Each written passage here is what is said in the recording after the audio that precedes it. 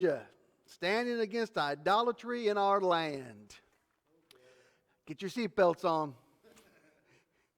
1 Kings chapter 17 and 18. But before we get to chapter 17, and we're just going to hit some highlights in here so we can make our points at the end.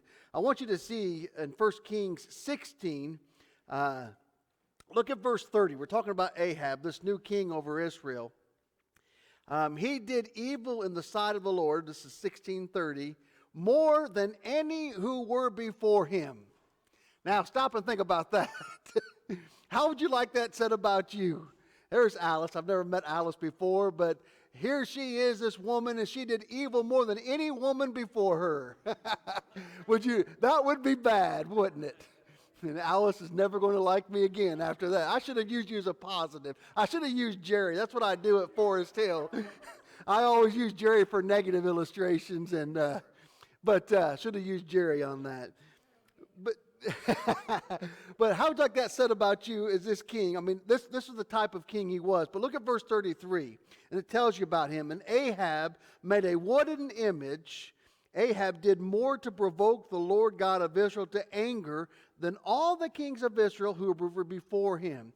So he makes this wooden image. So idolatry. He really promotes idolatry among the people of God. And it provoked God more than any king before him.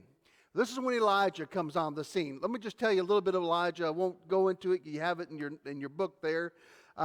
New Testament has a lot to say about Elijah. He appeared to Jesus on the Mount of Transfiguration. And remember, he was one talking with Jesus. You remember what they were talking about? Luke tells us that. They're talking about Jesus' death. Isn't that just a touching thing? And it doesn't have anything to do with this lesson except Jesus was nervous, and this beautiful thing. And Elijah, I think, was comforting through this and working through this. Jesus can do anything, but one thing he had never done was die. And he would be just as worried as you and I. Elijah are nervous. James tells us Elijah was a man with a nature like ours. And this is what I want us to see. And Michael touched on this a little bit before we even started. Elijah was not a superhuman with superpowers. He was a man who had strengths and weaknesses just like you do.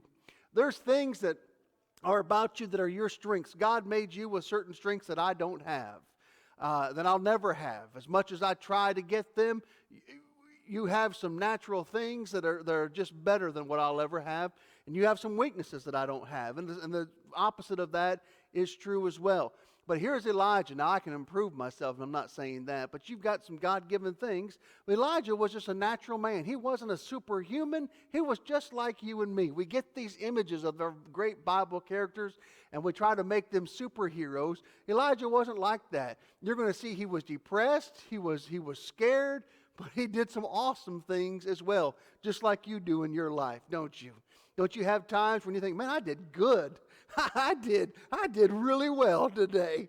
And I did well and come that, man, God must be pleased with me. I pleased God. And then there's times saying, Mark, what were you thinking? That's Elijah. That's Elijah. His name means Yahweh is my God. His origin and purpose and appearance. He's brought onto the scene very abruptly in chapter 17. And listen to what it says. Elijah the Tishbite of the inhabitants of Gilead. Look at chapter 17, verse 1. Said to Ahab, this is how he's brought onto the scene, as the Lord God of Israel lives, before whom I stand, there shall not be dew nor rain these years except at my word. So we're introduced to Elijah, and what's the first thing he does? He stands before the king and says, listen, as God lives, there'll be neither dew nor rain from heaven until I say so. Until I say so. His appearance was that of a hairy man wearing a leather belt around his waist. Who's that remind you of a little bit? John the Baptist. That's why he's Elijah risen from the dead. He was a complex man of the desert. He counseled kings, and he was as part of some of the most memorable events in the Old Testament. But here's Elijah's work.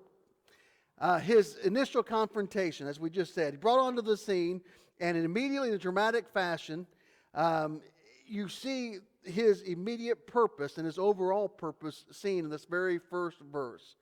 This humble servant of God stands before the king, this devotee of Baal, and says, as God has said, there will not be any rain nor dew until God tells me to tell you that that's going to change. In your outline, you'll see, and I didn't know this about Baal, and if I did, I'd forgotten.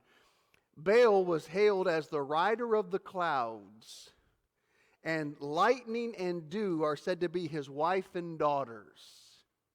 So now we kind of understand a little bit what's the deal with the drought, with the rain. Baal was the rider of the clouds, and his wife, lightning and dew, his wife and daughters. So he tells them, verses 3 and 4, there's going to be a drought. But notice this, and we're just going through this part so we can get to the good stuff. Notice this, that God, even though this drought is going to come and take place, God's going to take care of his people, his servant, during the drought. In verses 3 and 4, you're going to see he's going to be given water from a brook, and ravens are going to bring him his food. That's pretty convenient. That was Grubhub before Grubhub existed. Some of you don't know what Grubhub is. Some of you do. It delivers food to you. You can call like Taco Bell, and they'll bring you Taco Bell to you. Grubhub will, I guess. I've never used it. But that's where the ravens were, Grubhub, before Grubhub existed. They brought him his food. Not only that, watch this. And this is going to be our first peg again for this lesson. Michael, tell me what time I'm supposed to be done. 12, okay. All right, it's good. Perfect. So, watch verses 8 through 16. I love this, and we won't read all of this, but we're going to read a good portion of it. Not only does God help his people, but God helps those who help his people. Look at 1 Kings 17. Look at verse 8. Then the word of the Lord came to him, saying, Arise, go to Zarephath, which belongs to Sidon, and dwell there. See, I have commanded a widow there to provide for you. Now, the brook dried up, so now he's got to be on the move again. But God's going to have this woman help Elijah. So he rose and he went to Zarephath. And when he came to the gate of the city, indeed a widow was there gathering sticks. And he called to her and said, Please bring me a little water in a cup that I may drink. So now remember, there's not been any rain nor dew. Things are dry. So asking for a cup of water is like asking for gold, isn't it? And as she was going to get it, he called to her and said, Please bring me a morsel of bread in your hand. So to ask for a cup of water is like asking for a couple pounds of gold. And as she's going to get it, he calls out to her and said, As you're going there, while you're going to get me some water, bring me a little bit of bread too. Now, if I was asking for a couple pounds of gold, asking for some bread to go with it is like asking for a whole truckload of gold. Because watch what she says. Verse 12. So she said, As the Lord your God lives, I do not have bread, only a handful of flour in a bin. Now, mothers, this is going to really hit you. I mean, it is fathers as well, but you mothers, this is going to really hit you. And a little oil in a jar. I've just got a handful of flour in a bin, a little oil in a jar, and see, I am gathering a couple of sticks that I might go in and prepare it for myself and my son, that we may eat it and die. So you got enough flour to make one more cake. You got a little oil, enough to make one more cake. I'm just going to get a couple of sticks. I'm going to prepare it. My son and I are going to eat, and this will probably be the last meal we ever have. And he says, Give me some bread while you're at it. She's explaining the situation. Do you think she's being overly dramatic here? Or you think this is how it is? This is how it is. Watch verse 13. And Elijah said to her, Do not fear, go and do as you have said, but... In other words, go make your cake so you can eat it and die. But make me a small cake from it first. Stop right there. You're reading ahead. Quit it. I'm just kidding, by the way. For those who are listening on the tape recording later on, I'm just kidding. Make me a cake first. Mothers, how are you going to react to that? How are you going to react to that? Wait just a second, buddy. Make me a cake first. And bring it to me. Now watch this. And afterward, make some for yourself and your son. Take care of me first. You know, the custom in the Eastern culture, and Africa is the same way, really just about every place except here. When you have a guest in your home, that guest is your main priority. It's hospitality. We're hospitable people, but man, they take it to a level. It's just a tremendous thing. And the Indians, and again, I'm going back to the Indians, they have a saying, guest is God. A guest in your home, you treat him as one of the gods. And the gods will bless you because of it. So you have someone in there, you take care of them. And so for us, this may just mean like, what in the front? Are you kidding me? Make a cake for you first? But he's asking her to do something extraordinary here. Watch verse 14. For thus says the Lord God of Israel, the bin of flour shall not be used up, nor shall the jar of oil run dry until the day the Lord sends rain on the earth. So she went away and did according to the word of Elijah, and she and he and her household ate for many days. Now verse 16, the bin of flour was not used up, nor did the jar of oil run dry, according to the word of the Lord, which he spoke by Elijah. So we see the end of it, and those of you that are reading ahead, you got there first. That's all right. But you see what ends up happening. If you do this first, then this will be your blessing.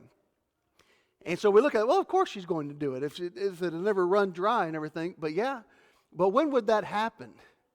After she made the cake. So she had to use the last of her flour, the last of her oil to make this cake. Does that take some faith and trust?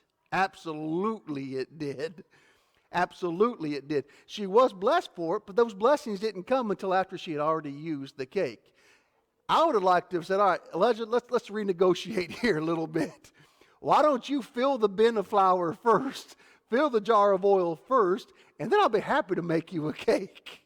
Boy, if only things like that happen like that in a Christian's life. Let me tell you, God, you give me the blessings first. Let me see the outcome first, and then I'll tell you whether or not I want to obey you. Wouldn't that make it so much easier? Go ahead, Alice. That's why Jesus used her as an example in the New Testament. How many widows were fed in the That's right. because it was an exception. That's exactly right. And here's the thing. I want you to notice something here first. And I think I highlighted it in your book, if you'll see. But make me a cake first. Before her own personal safety and for her personal consumption and that of her family, her son, what did she have to do first? She had to put God first, didn't she? The man of God first. Before herself, before her family, who did she have to put first? She had to put God first. She had to take care of the command that came from God's servant Elijah to do that. If she hadn't, if she had said, no, are you nuts? I've got this much flour, a handful, not this much, but a handful of flour left, and you think I'm going to bake you a cake first? Are you crazy? No, I'm not going to do that. Let me just eat this. What would have happened to her? She'd have had her last cake, and then what? She'd have died. But because she had the faith to put God first, what about that flour bin? Never dried up until the drought was over. What about that jar of oil? Never went dry until the drought was over. Don't you wish, in some ways, that you could see the consequences and the actions and the blessings before you had to take that step of faith? But if you did, would that be faith? She put God first and was blessed because of it. All right, now keep that in mind, because that's going to keep on going down. If you look at verses 17 through the rest of the chapter, you see something else that takes place. Her son ends up dying, not because of starvation, but for some other malady. Elijah brings him back to life. And look what she says in verse 22. The Lord heard the voice of Elijah, and the soul of the child came back to him, and he revived. Elijah took the child and brought him down from the upper room into the house and gave him to his mother. And Elijah said, see, your son lives. Watch verse 24. Then the woman said to Elijah, now by this I know that you are a man of God, and that the word of the Lord is in your mouth and is the truth. How did she come to this realization that God is the God of heaven and that Elijah was her prophet? She had faith. She put God first and had to trust Him. She had to trust Him. All right, now chapter 18. This is the part you probably expected to get to. Now we're going to go to Mount Carmel. And here in 1 Kings chapter 18, watch what Elijah does in this. He gets there and he's told, verse 1, and it came to pass after many days that the word of the Lord came to Elijah in the 3rd year, saying, Go present yourself to Ahab, and I will send rain on the earth. So Elijah, verse 2, went to present himself to Ahab, and there was a severe famine in Samaria. And Ahab had called Obadiah, who was in charge of the house. Now Obadiah feared the Lord greatly. And it goes on and talks a little bit more about that. So he comes there in the trial of Mount Carmel. It's the 3rd year. God instructs Elijah, you go send word to Ahab. He's about to end the drought. When Elijah and Ahab will meet again, the tension is clearly seen. Drop down to verse 17. Some other things have taken place here, but let's just drop down to verse 17. Then it happened when Ahab saw Elijah that Ahab said to him, Is that you, O troubler of Israel? Who's Ahab calling the troubler of Israel? The man of God. That's right, the guy that stopped the rain. Is that you, O troubler of Israel? Who was the real troubler of Israel? Ahab was. He was the most wicked king that had ever been. He was the one that had gone against God more than any other king that had ever been. And yet here he's calling the man of God the troubler of Israel. You think he's going to take that? Look at verse 18. I love this. And he answered, I have not troubled Israel, but you and your father's house have, in that you have forsaken the commandments of the Lord and have followed the Baals. All these idols, all these false gods are included in this. You are the ones that have done this. You are the one that have troubled Israel. Then Elijah instructs Ahab to command all the children and the 450 prophets of Baal, along with the 400 prophets of Asherah, to meet him at Mount Carmel, verse 19. So hey, you go get all of your prophets, you get all of your attendants, you get all of those people, and I want you to meet me at Mount Carmel. Something big is going to take place here. Something grand is going to take place. And then, now keep in mind the peg we nailed down. What did the woman have to do for Elijah when she was starving to death, her and her son? Who did she have to put first? God. Was she blessed because she did? Absolutely she was. Who is Ahab putting first? Everybody but God, isn't he? So then he gets there to him, and Elijah challenges the gods of Ahab and Jezebel before all Israel. The prophet of God will face the 450 prophets of Baal and the 450 prophets of Asherah. The prophet first rebukes them. Look at verse 21. Here's the theme of these chapters. And Elijah came to all the people and said, How long will you falter between two opinions? If the Lord is God, follow him. But if Baal, follow him. But the people answered him not a word. Put that in your own words. What did he just ask them to do? What did he just ask them to do? Make up their minds. Who are you going to put first? Who are you going to put first? If Baal is God, follow him. If the God of heaven is God, then follow him. In other words, who are you going to put first in your life? Whichever it is, just make a choice. Make a choice. If you choose Baal a little bit and you choose God a little bit, have you made a choice? No, you're faltering between two opinions, trying to please both God and the gods of Baal. And as you've done that, you really have made a choice. You've gone all the way over to Baal, haven't you? Because if God is the God of heaven, then what about Baal? He's not a God at all. Now, here he goes. Here's the challenge. he lays down the conditions of the challenge, and I'll save us some time in reading. 2 bulls are going to be presented as a sacrifice from which the idol worshipers will have first choice. I'm going to give you guys some choices here. We're going to get 2 bulls. You choose which bull you want. Kind of takes me back to Sodom and Gomorrah. Remember when Abram and Lot, the herdsmen, were clashing? And he says, you take the one you want. You choose which way you go, and I'll go the other direction. And Lot chose to pitch his tent toward Sodom. And look what that ended up costing him. He says, you guys take the first one. Here's 2 bulls. You get the first choice. Elijah and the prophets of Baal will present their sacrifices on the altar, and the prophets will call on their gods, while Elijah calls on the God of heaven. And I'll drop down to verse 24. Then you shall call on the name of your gods. I will call on the name of the Lord, and the God who answers by fire, he is God. So all the people answered and said, it is well spoken. What did he do? You call on the gods of Baal. I'll call on the God of heaven, and here's how we'll know. Whichever God answers, then we'll all worship him. Then we'll all worship him. And so throughout this clear, hot day, the prophets of Baal cried unto their God, hopping on the altar, begging him to hear, raising their cultic cries, and finally, in desperation, they begin to gash their bodies with their knives and their lances, trying to get their God's attention. I got a question for you. Do you think these people were sincere? I do too. I do too. But did their sincerity cause the gods of Baal to answer them? As sincere as they could possibly be, what was going to happen as a result of their false religion? Nothing. Nothing good.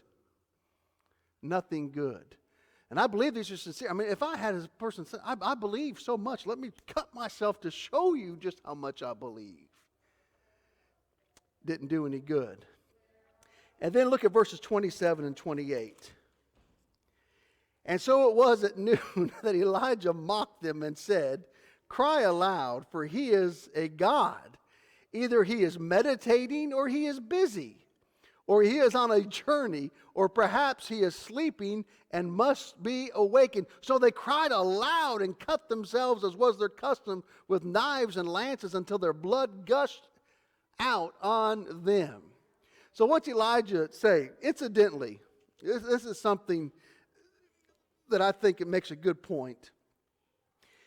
Just because we are Christians, does that mean we have to be mealy-mouthed, never speak up, keep your mouth closed, never speak up against those in authority, never say anything? What did Jesus do in the temple when he saw that they were making a mockery of it, making a house of thieves, a den of thieves? What did he do? Flipped some tables, didn't he? He flipped some tables. What does Elijah say about their false god? I mean, is he mealy-mouthed wimp? Listen to what he says. Cry aloud, for he is the God. Maybe he's meditating. Maybe he's busy. Maybe he's on a journey. Maybe he's taking a little vacation. Or perhaps he's sleeping and must be awakened. He's mocking their God, isn't he? He's mocking their God. So they cried aloud and they began to cut themselves even more. And the results were predictable. And when midday was past, verse 29, they prophesied until the time of the offering of the evening sacrifice, but there was no voice, no one answered, no one paid attention.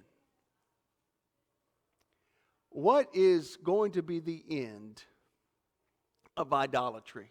Let's just nail a peg here.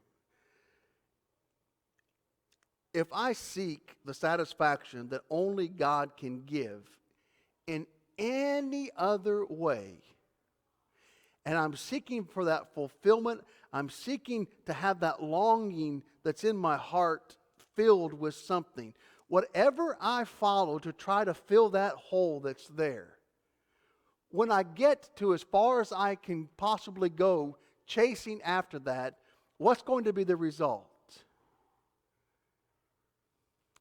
Is that hole ever going to be filled?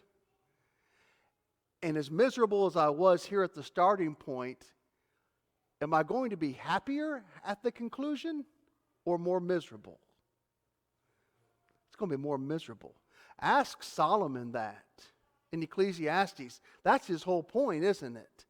I've tried it in women. I've tried it in wealth. I tried it in work. And when I got there, I was more miserable than when I started.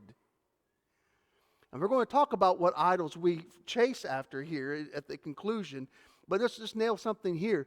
Whatever I chase to try to seek satisfaction that only God can give, it's going to make it worse. These prophets of Baal, their day was not good at the beginning because they served a false god. But by the end of the day, with the time of evening sacrifice, were they better off or worse off? They've been jumping up on the hot sun all day. They've been crying unto God. They've been cutting themselves. Their blood is gushing out. Their day is worse at the end than it was at the beginning. You see, that's what seeking after a satisfaction that cannot be found anywhere except in Almighty God does. It leaves our lives more miserable than satisfying. And that's how the world goes. So now it's Elijah's turn. That was predictable for them. And they cried and all that stuff. But now it's Elijah's turn. Look at 1 Kings 18, 30 through 38. 18, 30 through 38. Then Elijah said to the people, "Come near to me." So the people came near to him, and he repaired the altar of the Lord that was broken down. Elijah took 12 stones, according to the number of the tribes of the sons of Jacob, to whom the word of the Lord had come, saying, "Israel shall be your name." He takes these 12 stones. These Israelites are watching this. They should get the point of this. Then with the stones he built an altar in the name of the Lord, and he made a trench around the altar large enough to hold 2 seahs of water of seed. And he put the wood in order, cut the bull in pieces, laid it on the altar, fill your water pots with water, and pour it on the burnt sacrifice and on the wood. And so he does this. And then drench the wood, drench the sacrifice. Verse 35, he commanded it to be done a second time, and then a third time. So the water ran all around the altar, and it filled that trench with water. Verse 35. Look at verses 36 and 37. And it came to pass at that time of the offering of the evening sacrifice that Elijah the prophet came near and said, "Lord God of Abraham, Isaac, and Israel, let it be known this day that you are God in Israel. I am your servant, and that I have done all these things at your word. Hear me, O Lord, hear me, that this people may know that you are the Lord God, and that you have turned their hearts back to you again." Verse 38, then the fire of the Lord fell and consumed the burnt sacrifice, and the wood, and the stones, and the dust, and it licked up the water that was in the trench. What is more powerful? Listen, as Josh said earlier, a multitude, a majority of people with one loud voice against God, or one little Christian in the quiet of his or her home, folding his hands or her hands and petitioning Almighty God of heaven. What's more powerful? A little 5-year-old child folding her hands and saying, "Dear God," is more powerful than what the world is preaching against us today, isn't it? And they're loud, and they're proud, and they're filled with hate. How in the world can we overcome that? How can we fight that? You have access to the throne of the God of heaven. There's nothing more powerful than that. And so then here comes the fire from the Lord, and it not only consumes the sacrifice, but it consumes the altar, it consumes the water, it consumes the dust, it consumes the stones. It's lighting it all up. Watch this, and I love this reaction, and it happens all throughout the Bible. When God spoke from Mount Sinai directly to the people, when God spoke to Peter, James, and John at Mount Transfiguration, the reaction is always the same. When the fire came out and devoured the sacrifice right before Nadab and Abihu did what they did, the previous chapter, people fell on their face. Watch this, verse 39. The reaction was swift and profound. Now when all the people saw it, they fell on their faces and they said, "The Lord, He is God. The Lord, He is God." And then verse 40. The sad but right judgment was exacted on these false prophets. Do not let one of them escape. So they seized them And Elijah brought them down to the brook Kishon and executed them there. It's a serious thing to follow false gods, isn't it? But here's the thing. It's even more serious to lead others to do the same. Why did these false prophets get executed? What have they been doing? You know, it's one thing for me in a vacuum, which is not possible, to go against the God of heaven. It's one thing for me to shake my fist at him and say, I will not follow you no matter what. I love this more than anything. That's one thing to do that. But when I lead other people to do it as well, it gets even more serious, doesn't it? As a father, can I shake my fist at God in anger or in rebellion and not affect my wife, not affect my children, not affect my friends, not affect my family, not affect my co-workers? You see what I'm doing? When I choose not to follow God, I'm not doing it all by myself. I'm leading other people to Him, again, away from Him, aren't I? And so what were these prophets doing? They were leading God's people away from Him, and God says, I'm going to make an example out of you. Now, let's get to the main part. And I left us about 15 minutes. I did it right this time. Elijah's message is still as relevant today as it was during that time. And there are so many lessons we can learn from his work. First of all, the power of prayer. James 5, verses 16 through 18. James 5, verse 16 is one of our favorites, isn't it? The effectual, fervent prayer of a righteous man, what's it say? Avails much. Just stop right there and think about that. You know, one of the best things you can say to anybody else, if you mean it, I'm praying for you. That ought to humble us and drive us to our knees if somebody, a Christian, comes up to me and says, Mark, I just want you to know I'm praying for you. And sometimes we say it so much that maybe it's not as powerful as it ought to be to us. But next time you say it to somebody else, or next time somebody says it to you, let it sink in. Somebody is taking your name, little old you, is taking your name before the throne of God. And he's asking God to do something on your behalf. That's powerful.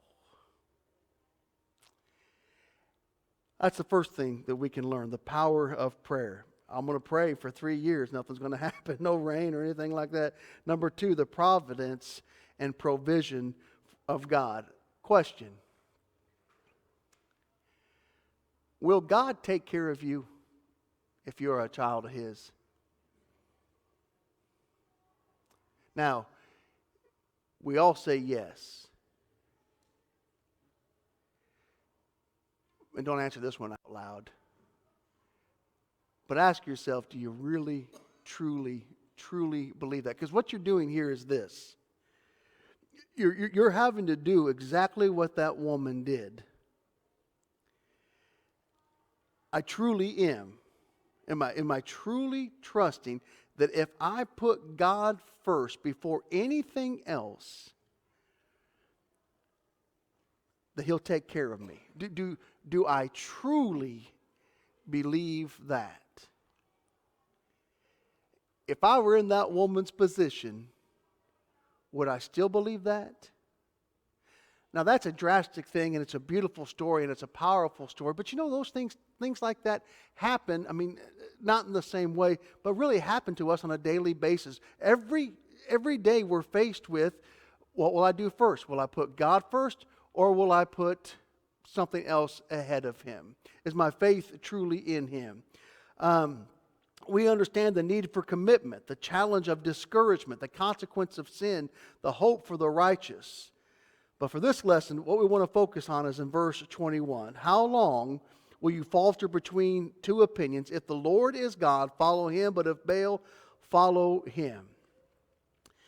Most of us today, and especially in the world, never heard of the gods of Baal, nor they ever dream of bowing to a wooden image. And this goes back to really what we brought about in the first lesson. What's our problem? is that so many, even among God's people, are haltering between two opinions. Who or what is going to hold first place in our lives? I remember way back when, has everybody ever heard, probably nobody in this audience, I'm guessing, there was a show used to be called Good Luck Charlie.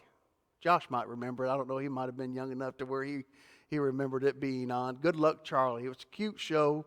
It's a Disney show. And I remember in that, this is years ago, this is during the day now, the girls were watching it in the front room. And they came back and said, Dad, on Good Luck Charlie, this Disney show, they just brought a woman in, or a child in, and she had two moms. And they introduced it way back then. And I remember making this statement, and listen, I've failed so many ways as a father. I'm not saying I'm the perfect father, so don't think that I'm standing up here thinking I had all the answers. Just about the time you get it figured out, they start leaving your home. And that's the problem, isn't it? But I remember making this statement. Honey, it had all the girls in there. There's going to come a time in your lifetime when the majority of this world thinks that there's absolutely nothing wrong with homosexuality. And there's going to come a time when even many in the church think to condemn that is to be unloving and against God. No matter what any preacher or teacher ever says to you, that will always, always, always be wrong. It's not just in the world. It's even among God's people. What will you put first in your life? The teachings of the world that would try to get us to advocate and to go with them into the serving of these Baals. And how often is that happening where you hear things on television and you think, oh, that's just those wackos that believe like this. And then before long,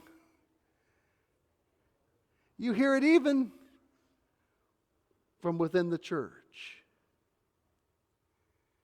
How does that happen? Well, we shouldn't be surprised. It's happening for thousands of years where God's people have been influenced. So it comes down to this. You got two opinions. Whatever God says, whatever He says, that's what I'm going to do. No matter who it makes mad in the world, no matter what people say about me because I believe this way, no matter what people say about my children, no matter what they say about my family, no matter how weird they say I am because I still believe this and I still follow this and I may be living back in the 1930s and all these other things they say about us, how old we are, how old thinking we are, how non-progressive we are, and how we're going to hold everything. No matter what they say, I will serve God, and He will be the one that has my attention. Notice just a few things in the last couple of minutes that we have left that Satan is using today to get us to distract our minds. And there's so many on the outline that I won't go into, but let me just read them. Recreation, sports. You remember when nobody had games on Sundays? Now that's the day to have games. Have you noticed that? Parents, what are you going to do? What are you going to do when it's a game or assembling with the saints? Take some special notice that there's nothing inherently wrong with any of the things that you'll see in that outline. Some of these things can be good. Soccer, baseball, all of these things are good for a family, good for a person to be athletic, to be in shape, and all of these things. But you know, even good things can be used by Satan to distract us from what's truly important. Here are some ways to determine what's truly the focus of your life. And this is what I want to leave you with. 2 Corinthians 13:5. Examine yourself, whether you be in the faith. Where do you spend your time? Where do you spend your time? And I know you have to work more than you come to worship, and I understand that. That's life. You got to have a living. But if you have a choice, where would you spend most of your time? Then let me see your checkbook. And that'll be a good indication. Where do I spend my money? Where do your thoughts stray to? If you have some extra time and you just want to have nothing to do but think, what are some of the things you think about? When you are gone, what legacy will you leave? Boy, that Mark Reynolds, he was a godly man. Or, boy, that Mark Reynolds, he was such a shrewd businessman. If you only had one day left to live, how would you want to spend it?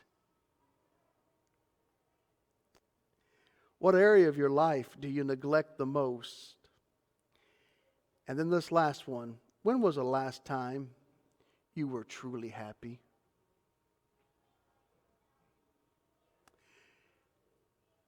While most of us would never think of bowing to an idol, many will falter between two opinions.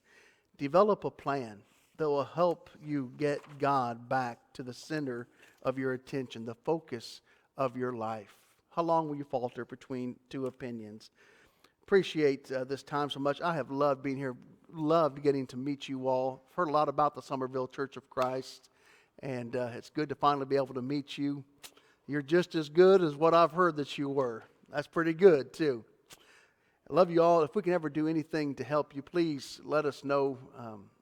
You guys, you've been a big help to me. Just appreciate your time and attention so much. Thank you, Michael.